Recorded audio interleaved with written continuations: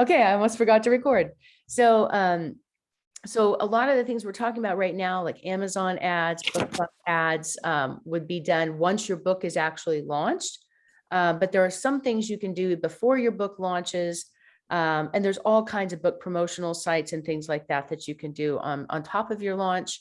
And then there's some strategies that we can talk about a little bit more, because I see AJ's coming in as well, and she's also trying to get her book done as a children's book. So yeah, maybe we can talk a little bit about that. And if there's anything else that you were going to finish up from the last call that people were waiting to get an answer on, then I'd say do that. And then just a quick Q&A, and anything else you think that would be beneficial, I'd appreciate it. Yeah, awesome.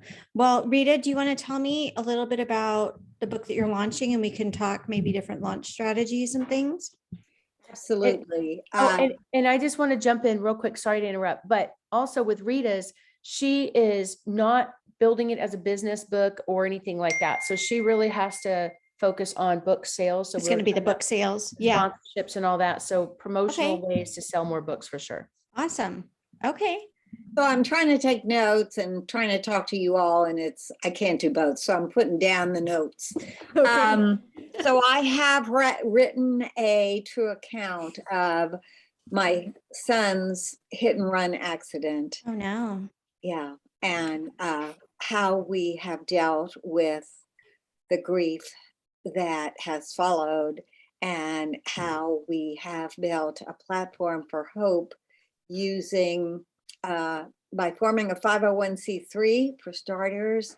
And also we are trying to pass a law in the state of California, which we have named Gavin's Law, which basically increases the number of years spent in prison in our state anyway, for a heinous act such as this was. Wow. Okay. And the book is close to done. The book is done and getting edited. What stage are you at? The book is done. We're editing. I don't know. Melanie and I are going, I don't know what we're doing, but the book pretty much is done. Okay. Well, congratulations. How was it? Because I imagine that that's not an easy process to work through. So how did that side of it go? You know, it is brutal. I've been doing this for 2 years. Yeah. We have so much that's been chronicled on TV. And if you type in Gavin's Law or Gavin Gladding, everything will come up. It's been a very harrowing process, but I'm glad to say that I'm pretty sure I've written and put down everything that is applicable, and we will go. I hope we go with this. And I also, when Melanie just interjected earlier, the proceeds from this book will go to Gavin's foundation, which is called the Gavin Gladding Foundation. And you can look it up at gavingladdingfoundation.org. Yeah, and I'm very excited. I never thought I'd see it happen. Right. And again, it's been a long process. I'm sure. Yeah. And I would say too, real quick, just because I've read the book and I know her story, because Rita's a friend of mine, we live in the same city, and I'm aware of the story. The thing with her book is we had to focus on how this is an amazing book. It's well written, and the audience is a little segmented, because you're going to have people that might read it because they're going through the loss of a loved one. They're dealing with the grief process, or they're dealing with a court process where it could be they lost somebody, and it could have been any kind of court process where they got maybe like they were shot or something like that, and they had to navigate those feelings of going to court and seeing this person that's responsible for the death, right? So it's very niche category. And then there's also the people that may want to create a legacy or a foundation and honor somebody that's passed away, or build this nonprofit organization from scratch. I mean, Rita is definitely an amazing firecracker of a human being, and she just makes things happen. So for her, she's like, oh, I just did this and this. And it's like, you went into beast mode, girl. And it's like, there are people that don't know how to do that. And so her book literally is like a how-to guide if you want to get a law passed. And it's really well done because it's not so much just focused on Gavin and his life, but really how her life changed and her family's life changed, and how she kept her marriage together, her family together, Right. dealt with all of that. So it could appeal to multiple groups of people. Right. And on a marketing level, it may even appeal to the true crime category. I'm not sure. Because there's going to be people that will be intrigued by the whole process of everything, even if they can't relate to losing somebody. So For sure. I think it's a little tricky, because one thing we found, which you and I've talked about with my book of grief, is you can't just go market somebody that's grieving. You can't just run an ad to Facebook and say, hey, anybody sad? Buy my book. Right. So Yeah, that's where she needs that direction. Yeah. Okay. Yeah. The true crime angle, I think, is actually really smart, especially if a lot of the book is focused on the law side of things. And there's probably also, I would imagine, going to be a lot of memoir reading crossover. Is that something, Rita, that you would imagine? I mean, I'm sure a lot of it's your story as well as here's what we did to start the foundation. Do you have a cover and a blurb ready yet? No. Okay, well, that's We're actually really literally good we're because testing titles, and that was one thing. Okay. We can talk about that too, because we're Yeah. testing a couple of different titles. Yeah. And What are you testing? What are some of the ones that you're considering? Do you have those, Rita, or do you want me to pull them up? I have them. Hold on. These are 3 of Melanie's suggestions, Okay. which I think are great. And the first one is create a legacy, how to navigate grief, the court system and legislation to change the world, which is wordy. The second one is A Mother's Quest, the inspiring story behind Gavin's Law. And the third one is The Trajectory of Tragedy, turn your pain into purpose and create a legacy. Yeah. So I'm glad that we're chatting about this at this stage, because the cover and the title you pick is really going to pigeonhole you in certain areas. So the first question.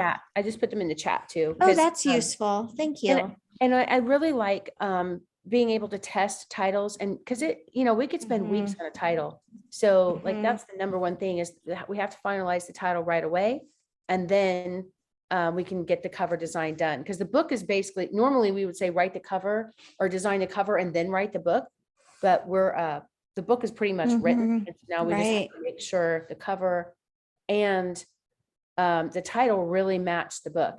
Yeah. So let's assume that the book could just as easily be called all 3 of these. And I'm going to tell you the kind of connotation that each brings, and that's going to help us narrow down. What I like about these 3 is they're actually very different. And so we're not going to be splitting hairs like we really are at massive kind of juxtaposed crossroads here. So option 1, create a legacy. That one to me reads like a guide for people who have lost a victim to a crime. The second one is where I see more of the memoir and true crime kind of crowd coming in. And then the third one would read to me more like an inspirational how-to kind of book.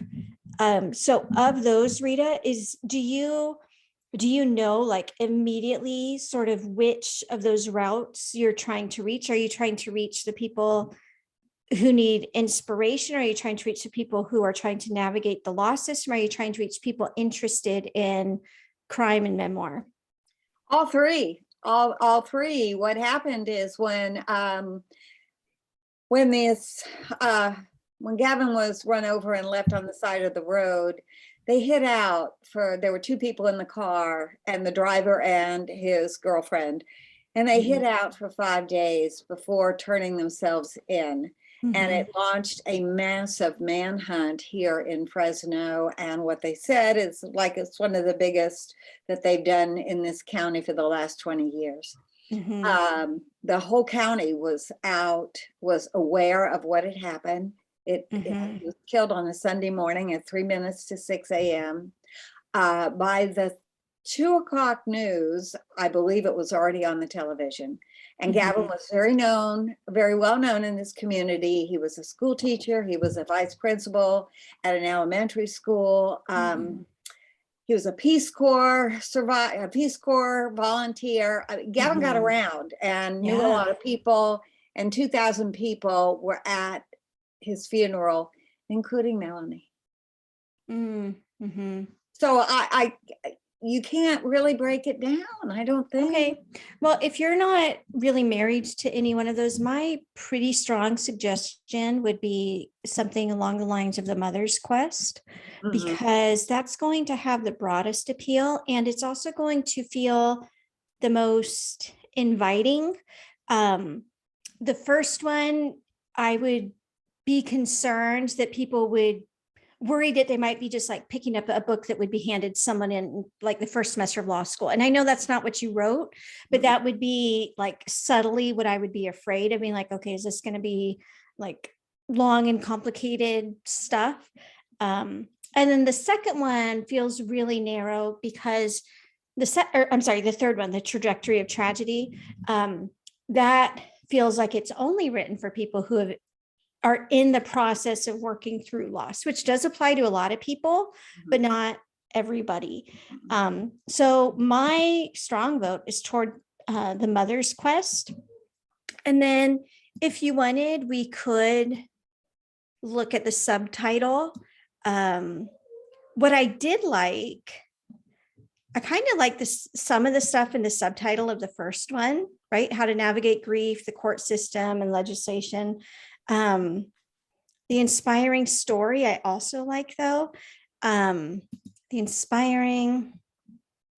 What I like too is I like, even if we don't have them fleshed out, I like being able to put them out there on social media and say, hey, my book's going to print, I'm publishing my book and I want to test a couple of titles. Okay. What do they mean to you? So even if we have this group here and we go through, the purpose of doing that at some point is really just marketing, because now it's just putting the word out saying, hey, my book's coming out and I need your help.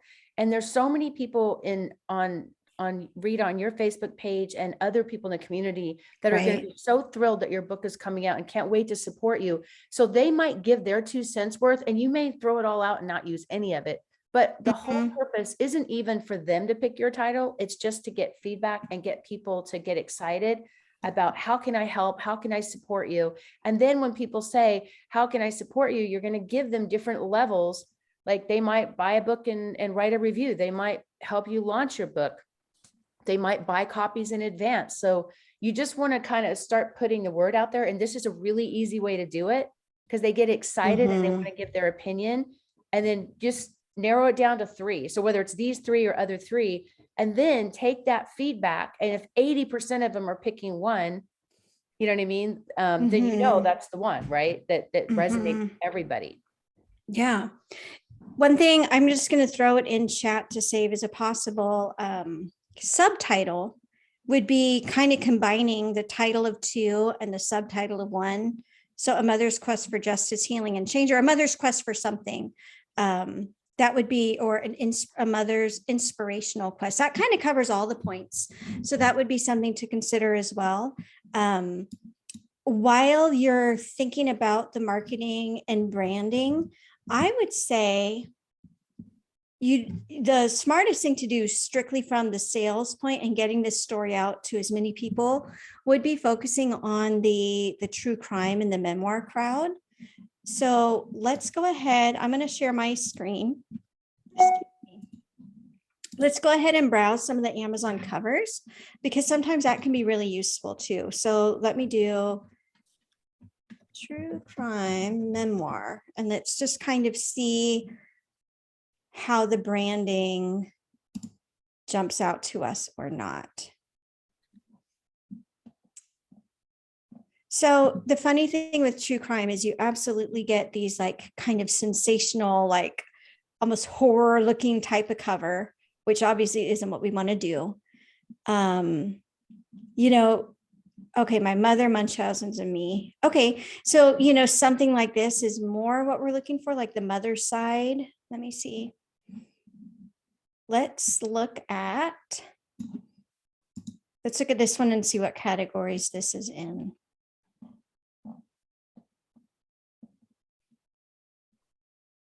Biographies, mental illness, child abuse. That doesn't really help us. Products related. These don't really help us any either. Okay, let's go to let's start by searching just the memoir side. All righty. So what I'm going to do, let's see. Let's go to nonfiction and see if we can narrow it down. Nonfiction, nope. All right, we'll get there. What I'm trying to get us to is like 1 or 2 books that feel really close to what you're going to be doing. The Beauty in Breaking. No. Yeah, and this is a great practice for all of you, no matter what your book is. I know we have another author who's a dentist, and I said, look, go research and look at, your top 10 in the bestseller category in your industry. And if everybody's got orange on the cover, do a different color, right? Like if everybody's got a ripped cover, like do something different so that when you're looking at the book on the page, your book is going to be standing out. Right. So like those are things that can make a big difference in people buying your book, is when they're just like, how's it going to appear on the page with other books too? All righty. Let's just do this. Amazon top 100 memoir, because sometimes the browsing isn't going to get us as far as we want it to go.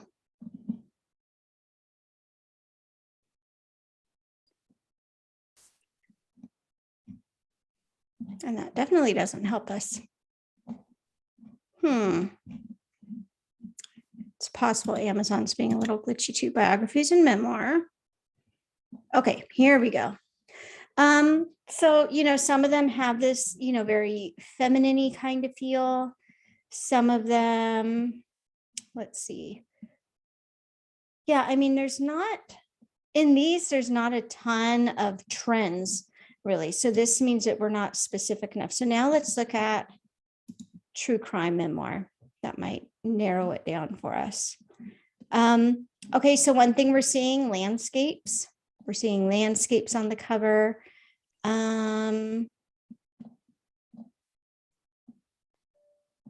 Yeah, this category doesn't seem, I think this category seems kind of diluted with a whole bunch of random stuff.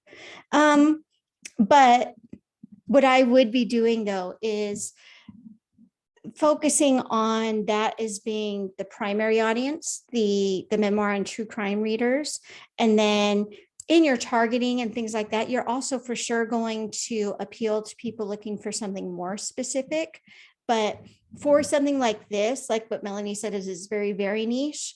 I think the broader you go, so having a cover that looks more like memoir and not like a legal how-to, having a cover that looks more like a memoir and not a workbook for coping with loss or something. I think that's going to have the broader appeal and really allow the impact of this legacy that you're creating to go farther than it would if you got more specific.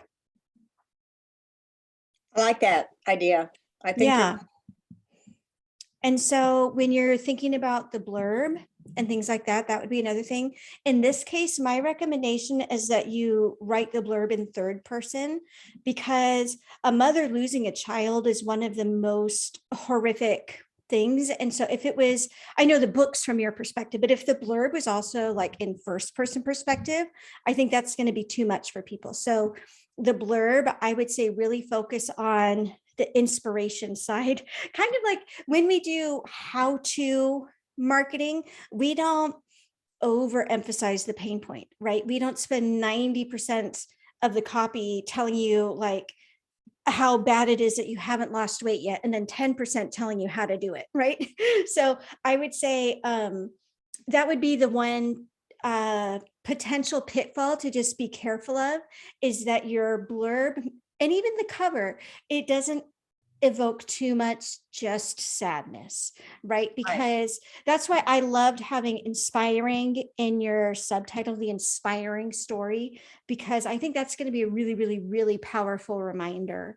That's a great point, Alana, because really you're promoting hope. And I know, like, having my own book that was all about, we had 50 different stories of parents who lost a child. It was really easy to feel hopeless when you read every single story. Absolutely. But and my original cover was really dark because that's how I felt. I felt dead. I felt stark. Yeah. And I wanted people to understand how I felt. And I didn't think about how they were feeling when they were reading it.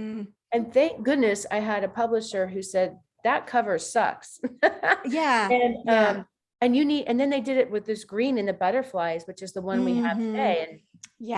And the fonts and everything make a difference. So we love doing a cover contest. So we have different designers that once we give them a little bit of insight, Rita, then and you have your title, then we'll give them those elements. And if you have examples of something visually that you're picturing, you might want to save those screenshots, even if you're just on Amazon, like some of these. And then when you submit those, you send them to Micah to support@mydefiningmoments.com, and she will upload those into our cover contest with our designers so they can see some of the colors and styles that you want, and they can create something similar for you. Yeah. So like I just searched memoir about grief, and you can see like people aren't going to want to pick, this really dark, and even, talking about shadow and stuff. Like here, good grief, right? Cheerful colors. Let's see what else jumps out. Sometimes like the really, really simple, like these two, I think are effective because they're both very, very simple, right? So what I would do, this is probably out of everything we've searched so far, this feels the closest to what we're looking for you. So memoirs about grief is what I searched. And just pick some of these like this, turn my mourning into dancing, right? It's hopeful. You recognize that it's about grief and hard times, but there's also everything about it invites you to feel hopeful, right? So those are the things that I would pay attention to. Like even when you talk to your cover designer, like let them know we want something that conveys something hopeful, something beautiful, something, that really encapsulates the legacy. I would lean hard into the legacy because that seems like everything that you're doing, right? The book, the foundation, even the legal changes, that's all legacy related. And so, having that be kind of the theme, and maybe even finding a way to fit that into a title, right? Like something legacy, mother's inspiring quest, something like that. Because then like, if I saw that, I like reading true crime and I like reading memoir. I don't want to pick up a book that tells me how to cope if one of my kids died, right? Because like, I haven't gone through that and it sounds horrific. And like being an empathetic person like that would be too much to read. But reading something that hits the memoir and a little bit of the true crime feel, like that feels good. Like to me, if I was trying to communicate it to a cover designer, I would do a breakdown, something like 60% memoir, 30% true crime, and like 10% self-help and inspirational, right? Like those are kind of the elements that we want to emphasize in that order. How does that feel? Does that feel like what you are intending to create from this book? Yes. I like, again, it's such a convoluted story. It goes from death on the side of the road to great hope and expectation, and going to the Capitol in Sacramento and winning and losing and getting thrown out, but then getting put back in. It is. No, it sounds amazing. It's complicated. It is a very windy, twisty, complicated story. It's not just, gosh, my son was run over and killed. Right. People disappeared. HP went looking for them. They found them. They came in, and the man who killed Gavin, Lawyer Depp, came in with a lawyer and pretty much said one thing. He admitted to killing Gavin Gladding, and then he walked off. Yeah. He was never spent a night in jail. And our DA did not expect that we would get the results that we got, but honestly, there was such a community outcry over this man's life that wow. it stretched very, very far. I have on this is one of the t-shirts. I saw that, Gliding Strong, or hashtag Gliding Strong. This is what they put out at his elementary school right after he died. And I want you to know that every year on the anniversary of his death, which is the 16th of September, everybody that has this shirt wears it to Fort Washington Elementary, and they remember him again. That's beautiful. I would absolutely lean into the legacy. So maybe even, calling, like, the full title is Gavin's Legacy, or you could think about play on words, because gladding has the same root as gladness, right? I mean, that could be a really powerful, and even the hashtag, like Gladding Strong, that's a little hard to remember for people who aren't local, but I mean, even that could be, I'm going to say your subtitle is probably going to do more of the heavy lifting to explain what your book is. And so whatever, like 2 or 3 words you pick for the main title, I think could be something about gladding or legacy or Gavin, the Gavin legacy, something along those lines, because again, that feels like such a core of the work that you're doing, that bringing that into even your book marketing, I think is really, really going to be powerful. I agree. Yeah. And, I'm going to assume that you and Melanie have probably already talked about this at length, but there's going to be a lot of, especially local opportunities, right? Are you planning some of those things already for the book release? We are not yet. Okay, that would for sure be something to kind of start putting on the feelers out for, if possible, maybe before the school year ends, since it is so related to the school.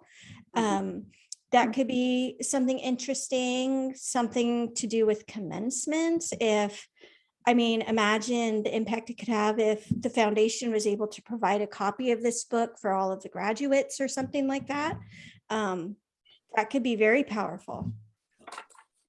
Okay. Yeah. And I with the title, something just hit me when you said Gladding's Legacy, and you had mentioned before the long and winding road, although that might be copyrighted, but the long and winding road from tragedy to wherever you want to. Well, and especially, that harkens to the way he died, on the road. Right. Training for a marathon. Yes, and on the road.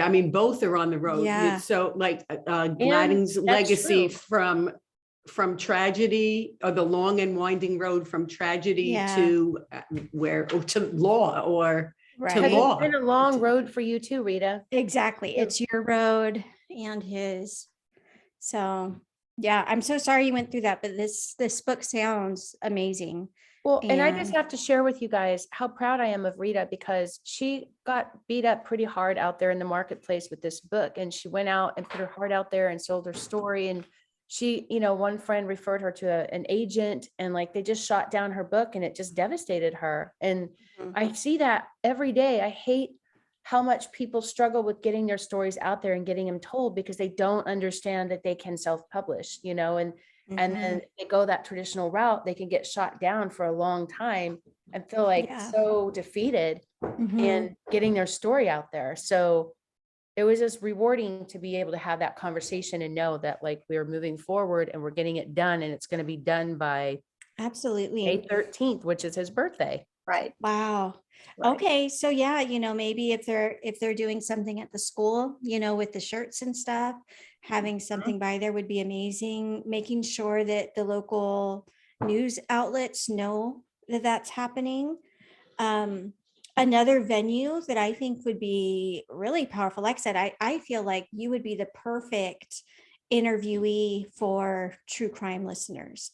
I listen to a lot of true crime, and it feels weird because, like, I'm not mean and I don't watch horror movies and that kind of thing, but I love the inspirational side of it. And so even compiling a list of true crime podcasts and offering them a copy of your book and letting them know that you would love to, be interviewed or to share a little bit about what you've done. And you know what's interesting is there's a very little known fact on marketing that that the true crime audience is 90% female and mothers. That there's something about it that we're drawn to those kinds of nonfiction stories, and men love them too, but for some reason it's a different feel though. Yeah, that was going to be my next thing. I was going to be like, stick to the podcast hosted by women because they'll get it more. Like some men get into true crime because there's a tiny bit of, like, for the same reason they might like horror movies. For most women, it's almost the exact opposite. Like it feels empowering to know what dangers might be out there so that you could try to prepare for it. It would be so empowering to hear about, someone who's gone through what you have and used that to make such an important type of change. So that would be an audience that, like, if you got on even 2 or 3 of the big ones, that get 50,000 listeners an episode or something like that. I mean, that's going to have your book selling for months and months. And then you just get to ride that momentum. And people also enjoy promoting when they know that it's going toward a good cause. So I would absolutely make sure that that's also being shared, that the proceeds are helping this foundation. The foundation is meant to do X, Y, and Z, because then people really do feel like they've kind of joined hashtag Gladding Strong community, and that's a nice feeling too. I agree. Awesome. All righty. Yeah. Thank you for that insight. Yeah, of course. Allie, how are things going with where are you at in booking and stuff? Not much.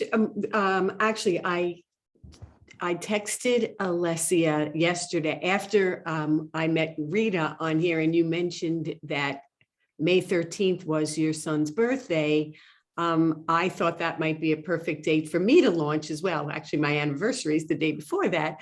But so I was pushing to try to get those last pieces done. And Alessia did say that she thinks we can make that happen. So Melanie, I need to know if I want that to happen, since I have all those pictures, when do you think you need to have her finished? Yes. I mean, my manuscript is ready. So the biggest thing with children's books is the formatting. So, I mean, because it's different, it's a fixed format versus like the flowable. Yes, I remember. You want the pictures right where. And we do our ebook launch first because it's much easier to hit the bestseller ranking when you have an ebook and you're selling units. So for everybody's launch, we try to lower the cost.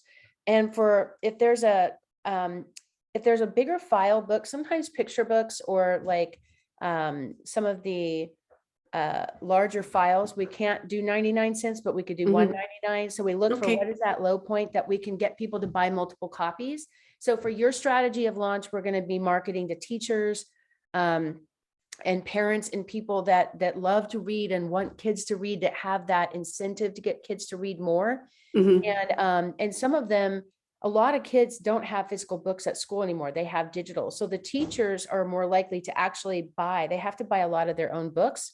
And some of the teachers will buy digital books and they can send that Amazon link to the or to the iPad to the parent. They can email it to whatever list they want, and then the parent can download it and put it in the iPad for the kid.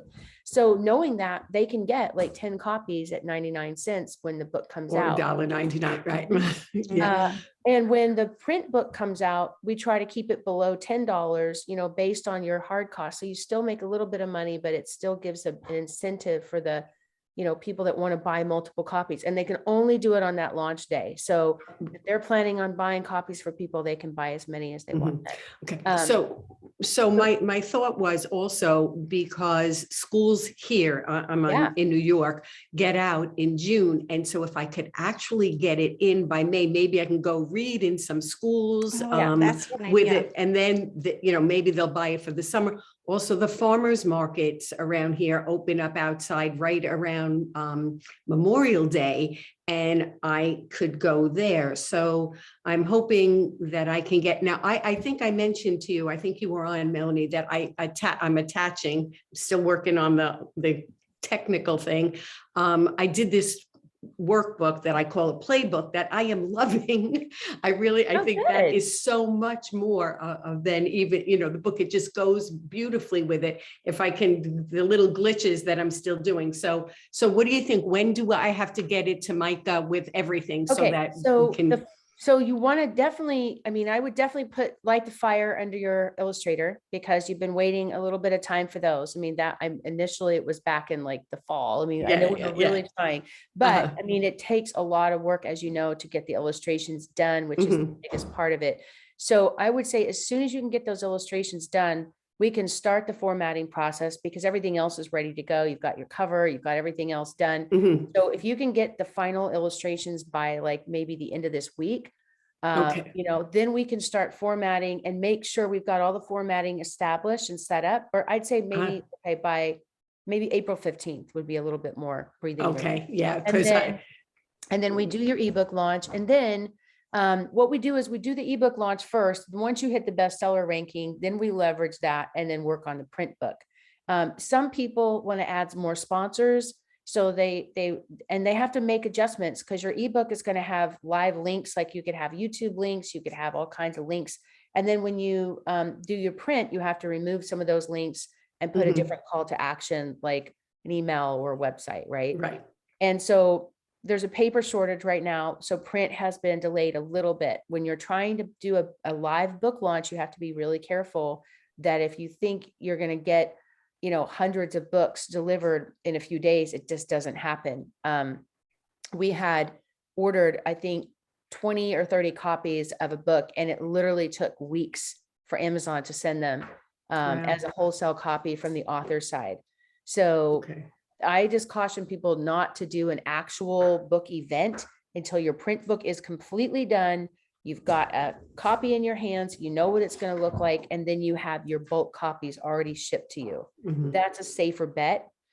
So it does make it a little bit harder to plan a print launch when you're going to do something like that. If we don't ever know how long it's going to take to get the copies, right? Okay, well, at least, at least the ebook, I mean, before Yeah. school's out, But if you I can can get do some it. small print copies. You might get one or two, but I'm just saying if you're going to order boxes in bulk, because Mhm. Amazon does print on demand, then sometimes it takes a little longer. If you get like 800 copies in advance, and then we can actually take it to a separate printer and say, forget Amazon. And now you've got enough to warrant doing your own print cycle. And then you can distribute those in your area. Mhm. And we do that in different parts of the country or different countries. If Amazon doesn't print there, like there's other options of printing besides Amazon. Okay, so, but the first step is the ebook, and that actually the timing seems perfect. I mean, last year I Yeah. wanted to get it done by Yeah. last year at this time. You Almost, just no, need to not get the quite. formatting done as soon as you can and get Yeah, it all in right. right away. I And will I mean, text her again you're missing today. what, 2 illustrations? She redid the cover because we formed the subtitle so it sort of scoops up, and I think it looks good Okay. that way. She And then sent do you that to me have any yesterday. sponsors or anybody else that you're including as far as in the back, or people, like, remember, you don't have to interview people to have sponsorship. It's just if you get anybody that wants to buy 10 or 20 copies. Right, just that raise I your have a hand. few, but I Okay. know, Pete, you kept telling me not to, but I really was hoping that I could actually go out this next 2 weeks once I have her illustrations. Yeah. I know you guys keep telling me to do this ahead of time, but without the illustrations, for me, I think it's easier for me to just show somebody if I can show some of my text with her illustrations to get sponsors. So Well, hopefully remember, this you week. don't need all that though. That's in your I head. know. Okay. And all You you keep need, telling me. all you need is your cover and your book description. We could even do what's called an ambassador kit, which is one thing that I was thinking about for Rita, because she's not selling like a bonus chapter or Mhm, people that are trying to promote a business and reach that readership. Mhm. It's really more personal support. So ambassadors are people that might buy 10 or 20 copies, Yeah. and you just list them in the back of the book the way you would acknowledge, like you have an acknowledgement section. And, you know, they're, I did leave a couple of a page for that, you know, to list But- that because but go ahead and give that stuff to Micah, like, or put it in your book, because we're gonna need it for formatting, right? okay. So Oh, I all would right. So I focus- Get didn't, as many people as you can right now to All right. pre-order 10 or 20 copies of the book, because it is coming out. And then they just pay you now, and you can use that for some of your promotional okay. costs. Other than my husband and my brother-in-law, I haven't actually reached out to those Well, other and you need to people start yet. doing that. So you've I had know. time. All right. So as you're waiting for that, focus Uh-huh. on that, because that is all it is it's going to help you monetize your book sales in Yeah. advance. I mean, because it's harder to go back and get people to buy 40, 50, 25, whatever copies, because remember, the incentive is that they want to support you. And if they're going to sell those copies, they can resell them at a children's bookstore, a children's clothing okay. store, and make 100% of their money back. All right, I will do that. So let me just tell you that, so when I looked at the paperback prices on, you know, for soft cover, they're usually around $12. But I was thinking that my playbook is free, you know, that's just a link. And I think it's really got great information in it, especially if I could get my little videos into Canva, because they're letting me do it as an education, you know, as an educational thing. So I was thinking I would sell it for $16, but do it like if you're buying multiple copies, do it for $10. Well, that's up to you. But what we recommend is, remember, you're selling books, but you're selling a package. So it's, if you're going to just sell books at a discount, you can sell them all day long. But the benefit to people is they're going to be in your book. If they're mentioned in your book, they're more likely to buy copies because they're in your book. That's the whole point. And the one thing I want you guys to think about is, you know, how would you feel if your friend wrote a book, or someone in your family, and you didn't know about it and you heard about it 6 months later? You kind of be like annoyed, like, why didn't you tell me you wrote a book? But yet some of us think, oh, I don't want to go out and tell my friends and family to buy my book because I feel like I'm selling something. But think of how they're going to feel if they didn't know, because they want to support you. So all you're doing is giving people the chance to say, look, if you're buying 10 or 20 copies, then we're going to list you in the back of the book as a thank you, like acknowledgement. And that, and their name gets in there. If they're a company, they can use their company name. Sometimes we even put their website, and it's in a section called resources from the author.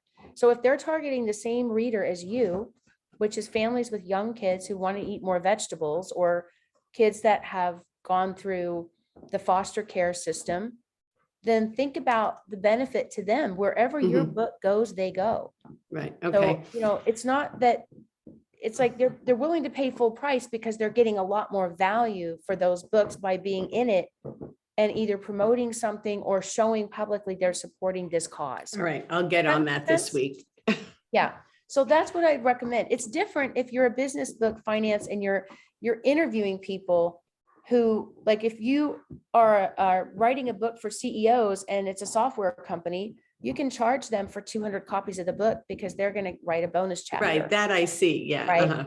Right. Because they want to promote to the same group. But when, you know, and when you're writing a book about grief or a children's book or something, and then you feel like I don't have anything really like a business or anything to build, then this is how you sell books, is you basically give people that incentive to be featured in it.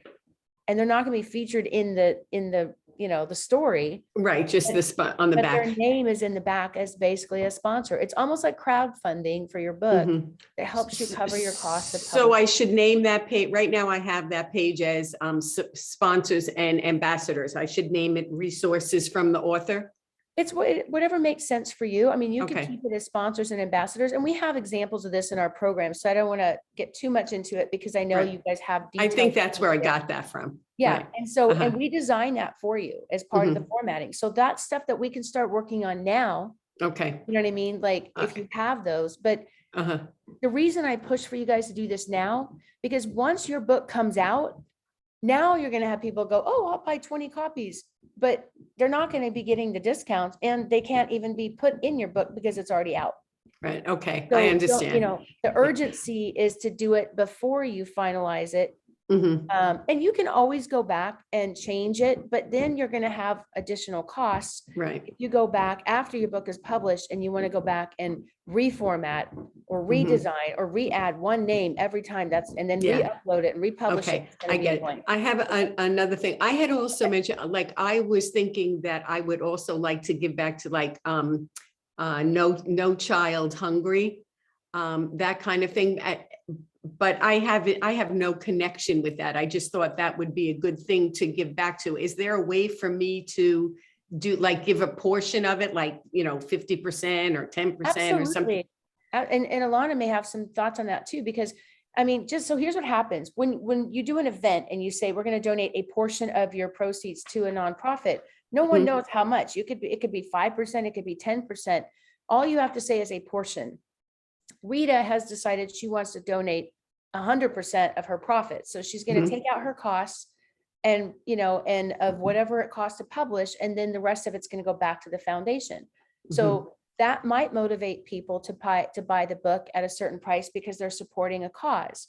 I always recommend that you sell your book for a little bit more, because you can always discount it for $10 for if you want to sell it directly to people. But if you're Right, going to okay. you want the value there of that certain amount, because you've got people that are willing to buy multiple copies. And if they can sell it for 20 in their store at $19.95, then if Mhm. you're going to do a consignment wholesale for a children's bookstore, for example, or some bookstore locally, you might get it for $3 or $4. Well, for children's books for color, it might be more. And you want to have enough of a margin to sell it to them wholesale, and they can retail it, where you Right, makes become sense, your yeah. own distributor. So if Okay. you get it for say 5 and you sell it to them for say 10, then they can sell it for 20. Mhm. But if your book is priced too low, there's no margin.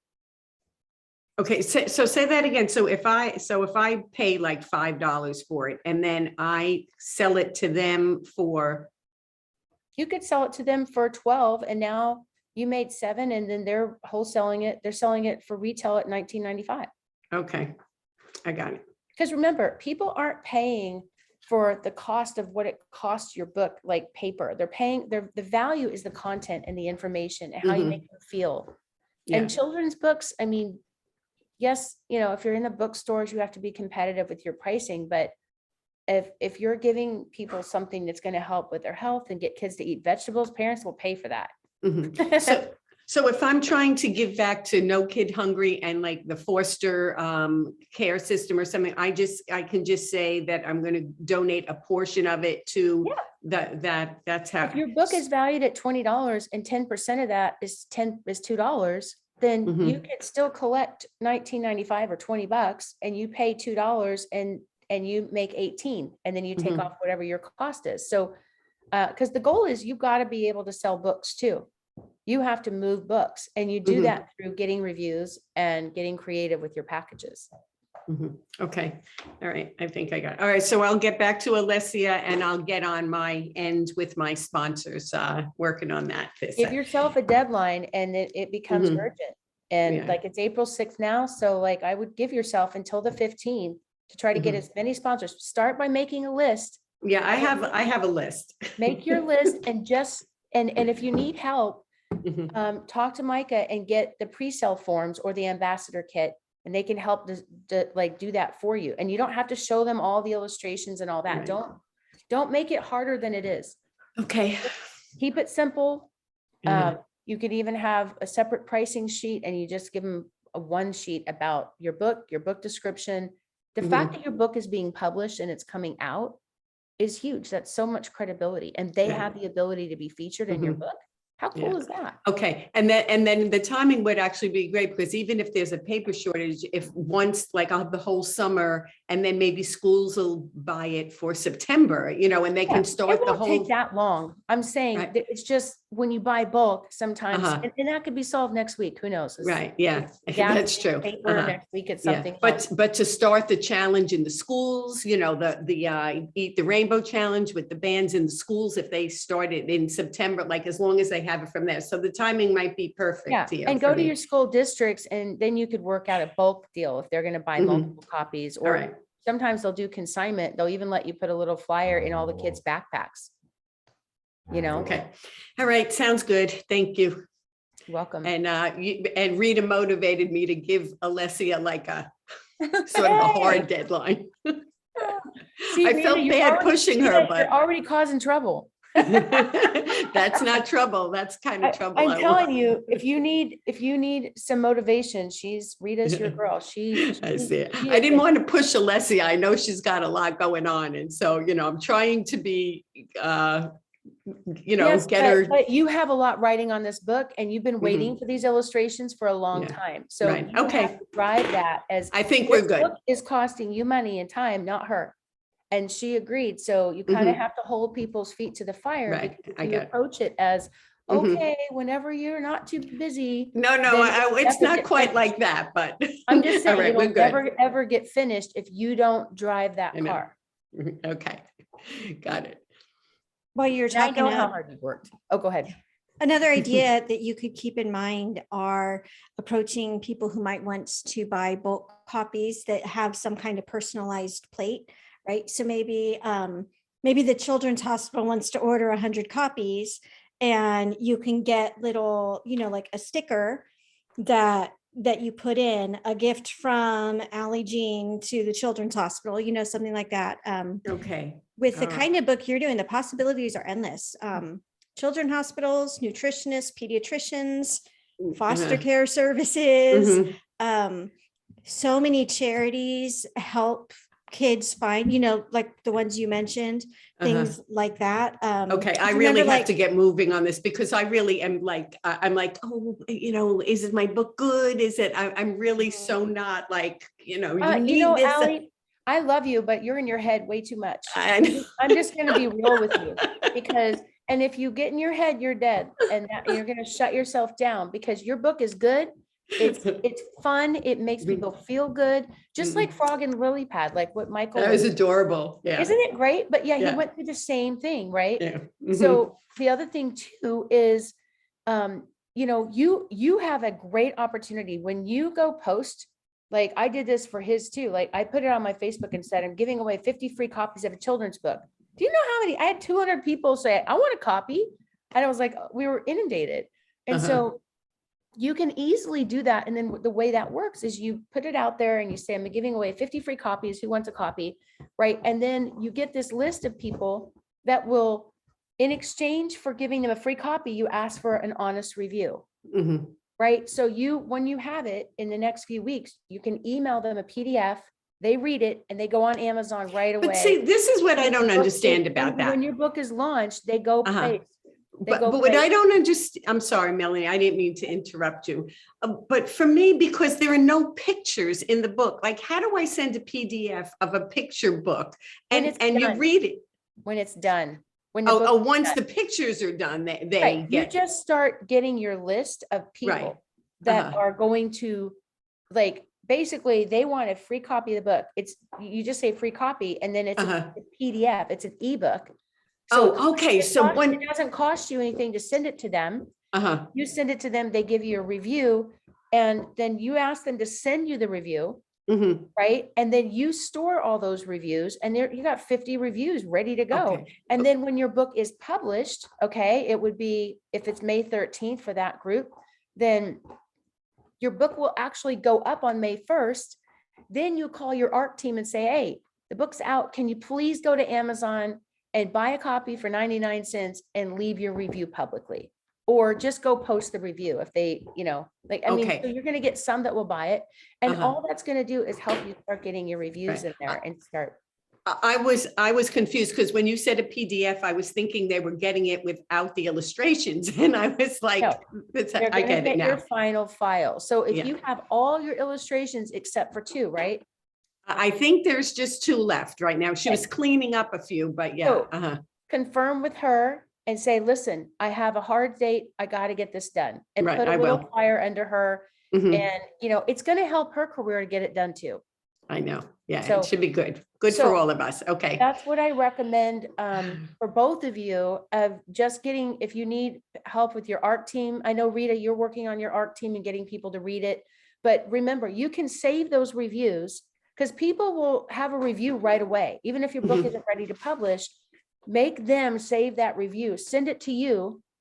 And then when you go to print your book, you email it back to them and say, hey, here's the review you sent me. Would you mind posting this now that the book is live, so that you start Okay. building your reviews much quicker. Okay. And make sure when they do a review, don't mention, oh, AJ is the sweetest neighbor I've ever met. Like, don't put a review about you personally, because you don't want it to look biased. Right, You right. are in essence asking for an honest review in exchange for a free copy of your book. This is where it keeps it ethical with Amazon. Even though you know people, you're asking for an honest review, because you can't Right. pay people to do reviews and stuff like that. Sure. They will catch that relationship, and you can get your book banned. So you want to be careful how you handle it. No. Okay. Okay. Okay, yep. Thank you, Mel, and thank you, Alana. I you're actually welcome. have somebody whose kid we worked with leukemia, and we go to their fundraiser all the time. She knows about my book, and that might be a perfect place for me to talk to them as well. So great. All right. Yeah. It's Well, all and that could working up turn here into now. a neat fundraising thing too. You know, you can approach people like that, or some of these charities that give, free lunches during summer vacation, Actually, you know what? stuff like that. Their gala thing, which I have right over here, is May 18th. Maybe there's Perfect. some. Mm-hmm. Oh, yeah. Okay. Yep. Good. Yeah. Awesome. Right. That's I know exciting. where I'm going So the tomorrow. goal is, as Cool. soon as your ebook is done, then as soon as that format is done and final, we can literally start working on your print book. Like, even if you turn in your ebook files by, say, April 20th or whatever, and it's all formatted and ready to go, there's no reason why, unless some people want to wait a few months because they want to add more sponsors before their print book. Yeah. But I mean, we can start working right away on your print book, but it just takes a little bit more time to get the copy mailed to you, to make sure it's the right way. Then you sign off on it. Then you order bulk copies, and that whole Okay. process can take a few weeks or a month. Okay. I'm excited. Sounds good. That's Hey, exciting. the end is in sight, girl. You got this. Finally, it's like I could have given birth. And I said that to Yep. somebody. It's like 9 months, I think, since I met you. Okay, so let's do this. So let's take this next. So we'll be back here next Wednesday, and I want to see progress from you two, right? So we'll be back. I think next week will be Suzanne will be here talking about media and stuff, but it'd be good to get if you guys, like Rita, you're testing your titles and kind of getting people like now excited about the fact that your book is coming out. And then AJ, hopefully you'll have an answer on your illustrations and being done with the deadline. And maybe you'll have 5 new sponsors that you've gotten, right? Okay. Like, have a goal of progress my by the goal. next week. That's my Okay. goal. That's Okay. very realistic Yeah. for both of you. No, it and Rita- absolutely is. And Rita, as soon as we have you only need a few days. If you put it out there on social media, even if it's just those 3 or others that you want to use, you may not even use those titles. You just want to get people engaged and excited, and now publicly let them know that your book is coming out so they can support you. All right, Melanie, I've got dinner in the oven, so I'll see you all Okay. next time. All right. Bye, thanks, everyone. Alana. All Okay, right, I bet. take care. Bye. Bye-bye. All right. Bye, Thank you guys. again. Thanks for being Thank here. you all. Sure.